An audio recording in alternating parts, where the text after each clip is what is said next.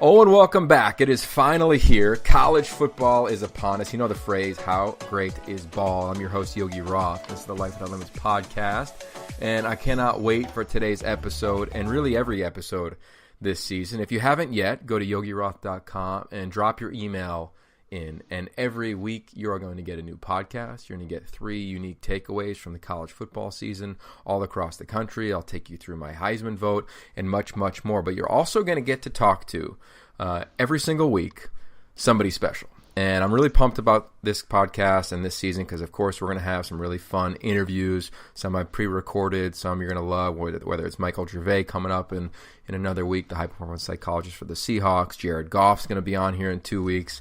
But prior to every conversation, you're going to get to hear from a really special voice, and that is who joins us today, George Chahrouri from Not bad. How was that? How'd I do, George?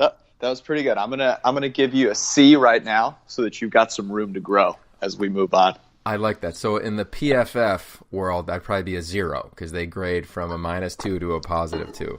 Is that fair? There you go. That's fair. But hey, man, sometimes a 0, you just want to avoid the really bad plays, right? So I love it.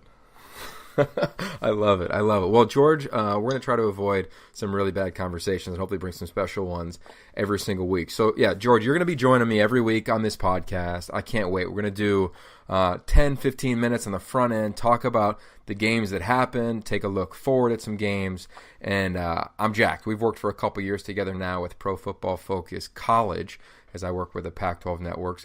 You work for Pro Football Focus as the lead data scientist, and there's a lot to unpack there before we dive into the game. So first and foremost, I want to introduce you to the listeners. Where are you from, and how did you fall into the craft of being a data scientist for the game of football?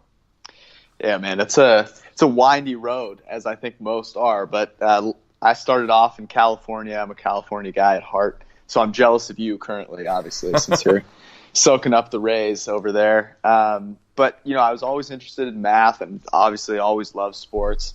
And so I always felt at some point, no matter where kind of my path started, I'd end up getting into sports and using math in some way. So I went to school down in Southern California at LMU. I got a degree in math, Bachelor's of Science. And then instead of going into sports right away, I actually went and taught math for 4 years over on the East Coast and then also in Compton and Watts. And I love that. It was great. But after about 4 years, I decided, look, I need to make that jump, get in, to something that I know I can do for the rest of my life.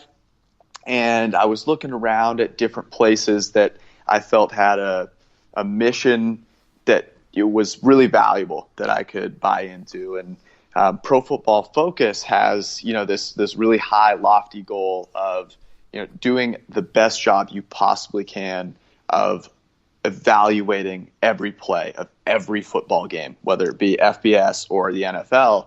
And, anyone that's a football fan is obviously frustrated with the way that box score stats and box score data does a poor job of assigning who did well on a given play. And it ignores a lot of players just right up front, right? You never hear about the O-line, for example. And so when I found out about what Pro Football Focus did, I said, this is something that I would love to get involved in. And the way they do it, it also makes a lot of sense and jives with me, which is they let you start at the bottom and work your way up. And so I started out doing it just part-time, collecting data on the side, and, just kind of doing it wherever I could, pulling some all-nighters, and was able to show my worth. Obviously, knowing math helped quite a bit. And after a year, I came on full-time, and now I get to try and predict football, and I work closely with Chris Collinsworth, who owns our company, and Sunday Night Football.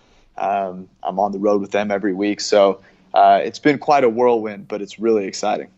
It's pretty amazing, man. I mean, this company, the idea, at least according to the internet, kicked off in 2004, launched the site in 2007. So people kind of hear PFF, right? You just came off of a Sunday Night Football game, and you'll be there all season long, as you referenced, with Chris Collinsworth, who's one of the 3 guys I study every week, by the way, and just how he views and comprehends and understands the game. So I can only imagine the type of things that you're learning. But it's really become vernacular now in the football world, the NFL for sure, but now even college, specifically in the Pac-12 with the work that we do. Did you know that was coming when you got on board? I had a sense, and the reason that I had a feeling it would is that people, even if it's something that at first they don't understand, once they begin to see the value of it, people will jump on board. And so, I think maybe it's even more valuable right now at the college level because it's so hard to wrap your head around, all the players and all the teams and everything. So when you're able to grab a set of data that is grading every player on every play, and goes through a rigorous process to make sure that those are as perfect as can possibly be, that's just something that is so above and beyond what was out there. I felt once people saw what we were doing, they would jump on board, and it's happened with NFL. We all 32 teams are our clients, and now it's starting to happen a lot more in college too, because people are saying, hey, like I can get such a better, clearer picture of the team that I ride and die with and who they're playing every single week, and that's a beautiful thing. Yeah, I mean, initially, I can remember when it came on board, and we used it at the Elite 11 early on, specifically the grading system. Just always loved it, was working with one of your colleagues there, so kind of got exposed to it prior to it becoming, I think, mainstream, at least to football fans, and even me as an analyst. That's where I first got exposed to PFF and the grading system, how you guys do it. And the instant criticism is, well, what do these guys know? They don't know our plays. And then all of a sudden you read an article and Chip Kelly approves of it, and other coaches approve of it, and front offices are using it. What was that like when, here you are, a purist, you're trying to figure out your life, you love the game, you love sport, clearly you love to teach based on your background in math and teaching all throughout LA, and now people are saying, whoa, what makes you an expert on this game? And you kind of hear a little bit of the criticism from like the old boys club, which I think sometimes like the NFL or people that just don't want to buy into some new age technology, or the fact that more people are experts at a craft that they couldn't get exposed to years earlier. And I wonder what it's like to be on the front lines of that with you and the staff that you work with. I always find in life that people generally reject things that they don't understand. And so I found having been a teacher has actually been remarkably valuable in what I do now, because it's all about teaching people of all varying understandings of numbers what we do. And at a very base level, it's very simple, right? We do our best to ascribe how well a player performed on each play. And when you break it down and say, hey, let's take a play and let's break it down here, and the quarterback throws a screen pass and the receiver takes it 70 yards for a touchdown. Do we really want to say that the quarterback made this remarkable play? Probably not, right? We want to ascribe more of the value to the receiver, and people hear that and they go, that's right. And you take them through their process and you show them, look, we don't just have guys that have, picked up a laptop, assigning grades. They go through years and years of training. We work with the NFL and their, our clients every single summer to have them review. We work with the Pro Coaches Network to say, hey, how are we doing every single week? Right, and people see that, they come inside and they see that and they go, wow, this isn't what I thought it was. I didn't understand it at first. I rejected it. But now that you're teaching me about it, it makes a ton of sense. And, whether it's been, people in the media that have come in and sat down, or Chip Kelly, as you mentioned, and I've talked to a bunch of guys at front offices about a lot of the work that we're doing on the predictive side, the math side of things. Once you break it down for them and they understand it, then they can wrap their head around it and accept it. That's awesome, man. That's unique. Do you think about, what you're doing now, right? You're teaching potentially the masses, right? Like if you think about our relationship, every week I get to go on Tuesday nights, the Pac-12 Network studio show, Saturdays all over the games.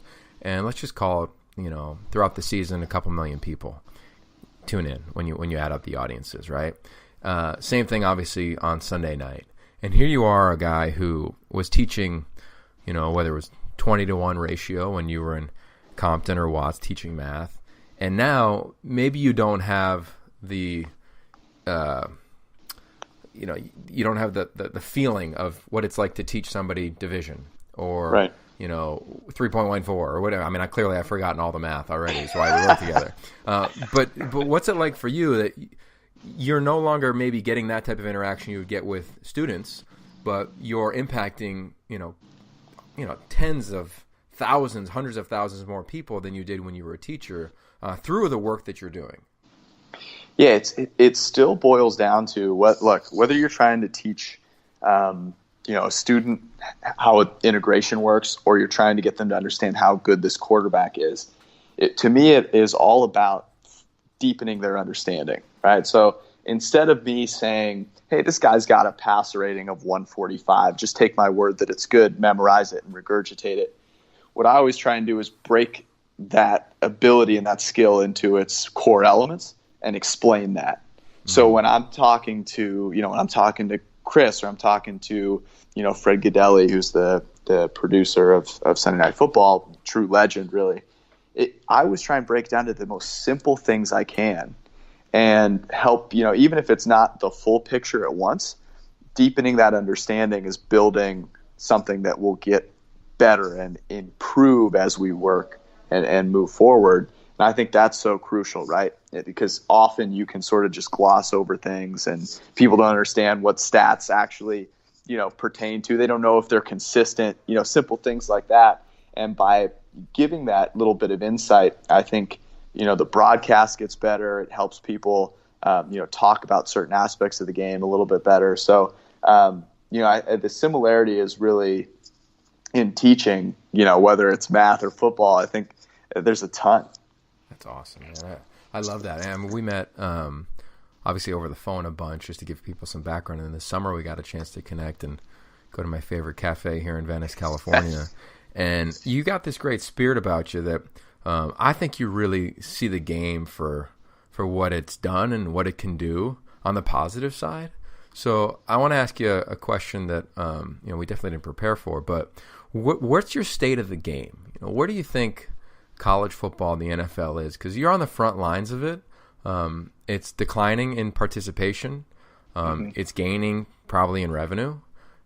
Curious your thoughts on the game and where it's at.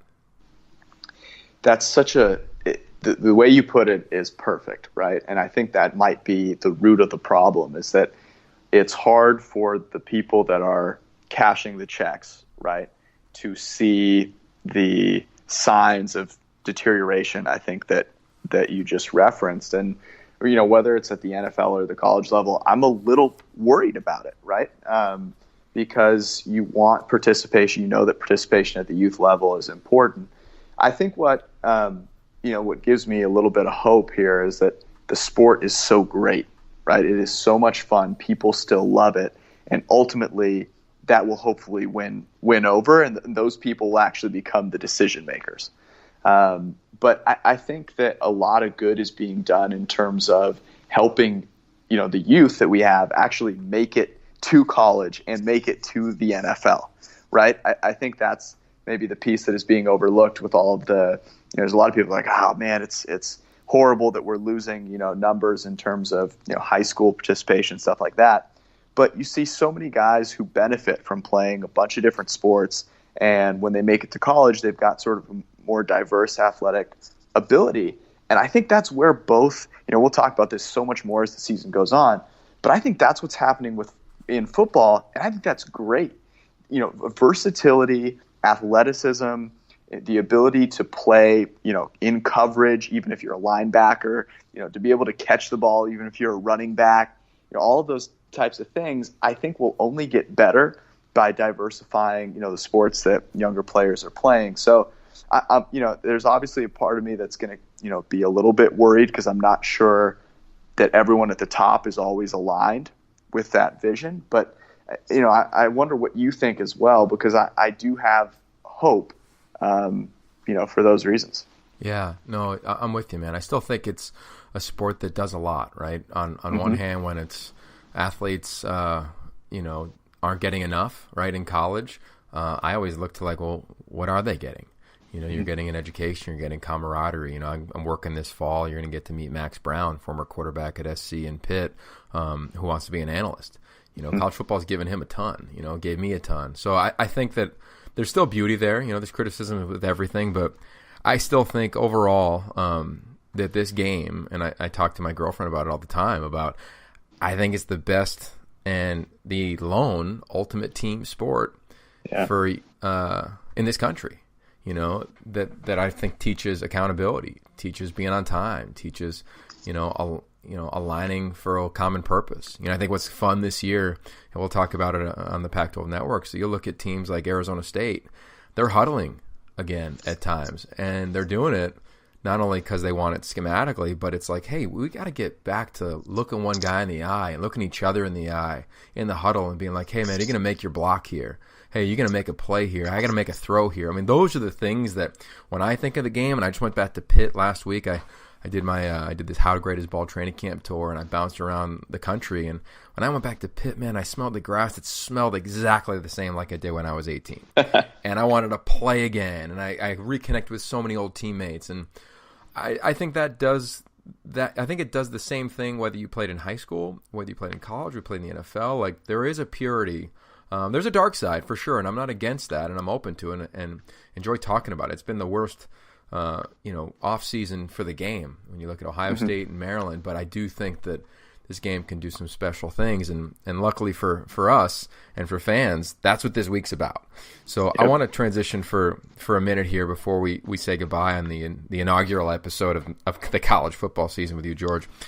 There's a huge game with a ton of stakes on it.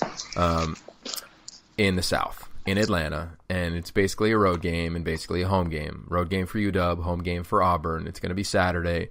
The SEC and the Pac-12, it is a debate, probably more of a debate here on the West Coast, because I think that the East Coast bias exists because I lived it. I grew up on the East Coast. You get what it was like. You've lived on the East Coast.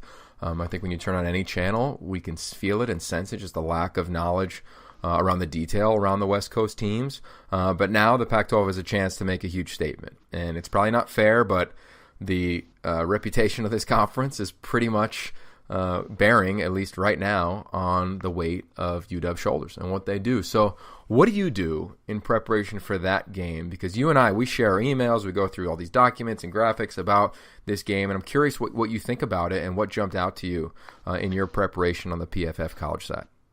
So, first off, I couldn't be more excited for this game. I'm really pumped. I was in Atlanta. I was actually flying through Atlanta today, and I was thinking about it. I wish I could have stayed, a whole week and checked it out. But one of the cool things that we do at PFF is our ranking system, and we call it PFF ELO, which is our all-encompassing, wraps in every facet. We also break it out by facet. But when you boil it down and you rank them all out, our PFF ELO system takes into account the grading of every player on every play. So we're not, and this is particularly important in college football, we're not just looking at score outcomes, we're looking at play production, and that's how we're building the rankings that we have. So I feel really good about them, and that's the first place I look. So the first thing I do is I say, okay, where do these teams stack up just overall going in? And if we look at this matchup, what's interesting is that we have, as actually the polls do at the moment, we have Washington as the better team. I believe we have them, let's see here, we have them 6th. I want to say 7th at the moment, and we have Auburn 9th. So, the first thing that I say is, well, look, on a neutral field, Washington is better, and I think the East Coast bias, as you mentioned, is shining through in the way that the market is looking at this game, right? Because Auburn is the favorite despite being ranked, further down. And I think there's no doubt about it that Washington should be able to win this game. And then once I look at that overall picture, I start breaking it down and I say, okay, what are the most important components and where do the teams stack up there? And the first place I look, obviously, because mathematically it's the most important, is passing offense and then passing defense, being able to cover the pass. So, passing offense and passing defense, I feel like Washington's got the advantage there in both those situations. So I think Washington can win this game. Yeah, I love it. We did a study in this offseason because, as all the fans do and people that work in the profession, you're just bored. So you're like, yeah, let's look up something else. And we went and looked at the cornerback position at UW and how 3 of the top guys in coverage snaps per reception, which basically how often do you allow a catch when you're in coverage, come from Seattle, come from that UW program, Austin Joyner, Byron Murphy, Jordan Miller. And it was an elite stat when you look at them. And I look at this game with Jarrett Stidham, who to me is a top 5 draft pick quarterback coming out next year, as a little Elite 11 guy we had this summer, and Jake Browning. I think it's going to come down to those two guys and who can make 3 throws and who doesn't have any unforced errors, because I think both defenses are elite for Auburn on the defensive front 7, elite for UW on the back end. And I don't see a lot of mistakes there. So I think, they're going to have to throw guys open. It's a stat that you look at a ton, which I love, in terms of, what type of NFL-worthy throws are made from quarterbacks. You guys do that great study prior to the draft with Sam Darnold, Baker Mayfield specifically, Josh Rosen from last year. So that's what I'm looking at in this ballgame. Curious if that's something for you that you'll be paying attention to. No, I think you hit the nail on the head there. And so when you look at, I think really what it comes down to is the defenses are both really good, as you said. Which one has the facet that is the most important if it's a close game, fourth quarter? And everything that we've studied, and this is mostly at the NFL level, but what we've looked at the college level as well, is that coverage reigns supreme. If you can line guys up at cornerback who can cover well, it helps everything else out, and it is, after your quarterback, the most important thing. So I think having those 3 guys who combined last season allowed just a 55% completion rate into their coverage, which is just preposterous, is going to be so huge for them. And I think, if it comes down to it in the fourth quarter, is it going to be easier for Browning or Stidham to make those throws? I just think the Washington Huskies and their cornerbacks are going to come through huge. One thing that I like that Washington does, and we've talked about this, and I think will help them against that front 7, is they like to throw out of heavy sets. They had the second most pass plays out of heavy sets. What I mean by heavy set is 2 or fewer wide receivers. And what that does is it allows you to get a bunch of tight ends out there, guys that can make plays against linebackers who might not be the greatest cover guys. Mm-hmm. And that I think is something that they could utilize in this game as well. Jake Browning is a guy who, when he has a clean pocket, only Justin Herbert was better than him last season. So I don't know. I think that's where it comes down. I would give the Huskies, if I were pegging this game, I would say the Huskies should be the slight favorite. I think they're slightly better. Yeah, I'm looking forward to that one. I think it's going to be really fun because, when I was up in Seattle a couple weeks ago, I just went and hung with the DBs because their new co-defensive coordinator, Jimmy Lake, now. It's going to be the first game he's calling the defense. Pete Kwiatkowski stays on staff in the most selfless move I've seen in my entire career. He knew that they were going to lose Jimmy if he wasn't calling the defenses. So he says, hey, no problem. I've done this for a while at an elite level. I mean, the guy was one of the top coaches in the country the last few years with that defense at UW. And when I watch this, the DBs move, right? Taylor Rapp, we're talking about their safeties. I mean, they're just, I think they're really special in that back end. And the way they're going to pass things off against the run-pass option, the zone read scheme of Gus Malzahn and Jarrett Stidham, who will run it as efficient as anybody. I just think that they're special there. I think I call it functional football intelligence, how we kind of talk about it at the Elite 11 and the Pac-12 networks of, do you understand route combinations? Do you understand when someone leaves an area, somebody's coming in your area? I mean, and can you do it in real time? When it's flying, when it's loud, when the stakes are high. And I've just seen them do it at a special level with just different type of speed on that back end. So I think that's going to be the difference. And I wouldn't be shocked if they got a turnover late, or because I don't think they're going to make mistakes. So I think this is going to be a special game for this entire conference. So speaking of special games, though, I want to transition to one more game. I'm calling the game USC UNLV. And I'm looking forward to this one for a lot of reasons. I think the country's looking forward to it because they're going to get to see JT Daniels, a true freshman who left high school early, reclassified. That means he should be a senior right now in high school for modern day, playing in Orange County, but he's not. He's going to be starting in L.A. at the Coliseum at 1 o'clock Pacific on Saturday on the Pac-12 networks. When you hear that, okay, freshman starting quarterback. We've seen it the last couple of years. Jalen Hurts, obviously, Tua in the title game stole the show, and then you could even look at Jake Fromm at Georgia. What do you think about that position, and why do you think it's become easier from your seat and your vantage point for freshmen to have success earlier in college than they ever have before? Man, first off, I couldn't be more excited to see. I always love, the quarterback position is my favorite position. It's so fun to evaluate, and having a guy who's so young and has all of this untapped potential, right? I think that's what it's all about.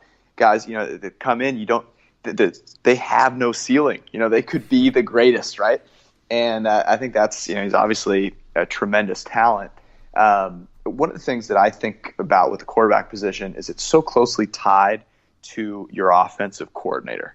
And I think offenses are getting more innovative. They're figuring out which positions. You don't just have to throw to the wide receiver position. The tight end position could be so valuable for quarterbacks. The play action game is something we're going to talk about a lot as well. Play action at the college level has increased every season for the past 4 years, and there's a reason.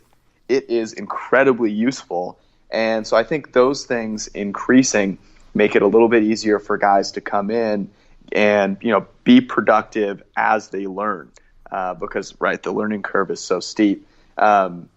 We have the Trojans just actually a little bit behind the Huskies. I think we're a little more bullish on the Trojans than the rest of the country is. And so I'm curious, do you think that JT Daniels, having you studied him obviously, looking at him throw the ball, is he going to be able? Maybe he won't be Sam Darnold, but can he be close? Yeah, I think when his career's over, he's got a chance to be a top 5 draft pick for sure. Whether that's in 3 years or 4 years, we'll see. I think right now he's a guy who is elite in between the ears. I mean, that's to me why he won the job. When he walks onto the field, you could feel his presence, and he makes those around him better. And to me, he's got a knowing that he's the dude. And I think some quarterbacks walk onto the field, and they hope that they're the dude. They hope things go well. I think his confidence, it doesn't blur into cockiness or arrogance. I think he's just like, I can make every throw. And he can. He can make every throw. Now, can he see every defense? Can he anticipate like you need to at this level?